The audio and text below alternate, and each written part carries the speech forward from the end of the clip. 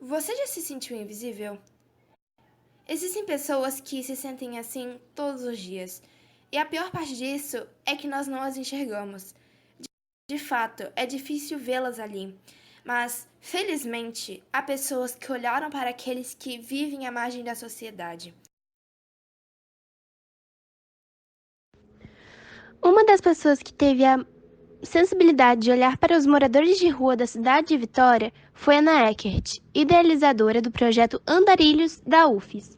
O projeto leva psicologia a moradores de rua, uma maneira de mostrar empatia àqueles que a sociedade julga como invisíveis. O que você pensa sobre a negligência da sociedade em relação às pessoas que moram na rua? Essa pergunta é uma pergunta extremamente importante, porque essa situação é uma situação muito delicada e complexa. A população em situação de rua, em sua maioria, é constituída por pessoas, em sua maioria, né, pobres, em sua maioria, pessoas negras.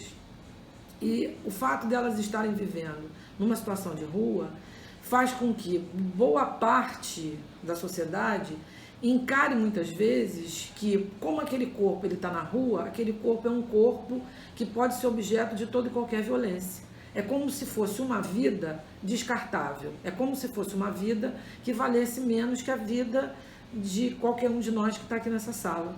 Então a sociedade acaba não lidando com essa situação como consequência de um certo modo de vida que nós mesmos criamos, como consequência de um país que vive em níveis altíssimos de desigualdade social.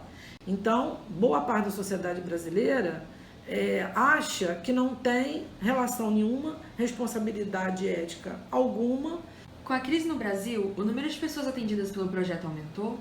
Sim, porque desde 2016, 2017, né, nós começamos a viver já uma situação de ampliação da violência com relação à população de rua, ao mesmo tempo o desmonte das políticas públicas que existiam direcionadas à população de rua. Então, a desigualdade social e a inexistência das políticas públicas amplia o número de pessoas na rua. É fato que, com a crise econômica no Brasil, o número de moradores de rua aumentou muito.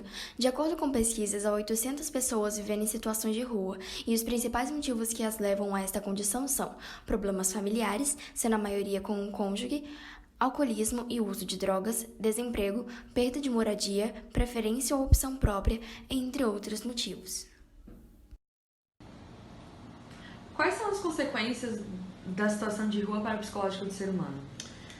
Olha, a questão, as consequências da vida na rua, né, para aquilo que a gente chama dos processos psicossociais, para as questões subjetivas, não é da vida da rua em si, mas a violência que a vida na rua está permeada, né?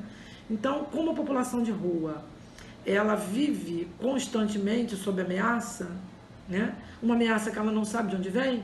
Então, se ela escolhe uma calçada para ficar, porque eles avaliaram que aquele espaço é um espaço tranquilo, não necessariamente é assim que vai acontecer.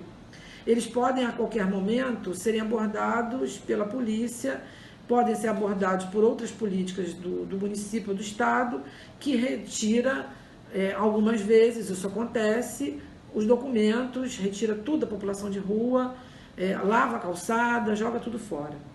Então, na verdade, pela condição, né, em que eles vivem o efeito, por exemplo, cotidiano de um racismo estrutural que os trata como se eles fossem menos gente do que as outras pessoas. Então, de fato, há danos.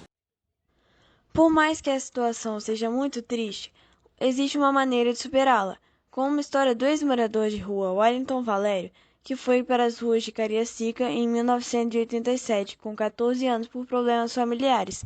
Porém, aos 18 anos, ele conseguiu sair das ruas com a ajuda de uma amiga. Hoje, ele trabalha como vigilante em Vila Velha. Então, por mais triste que seja a situação, há uma saída dessa invisibilidade simbólica.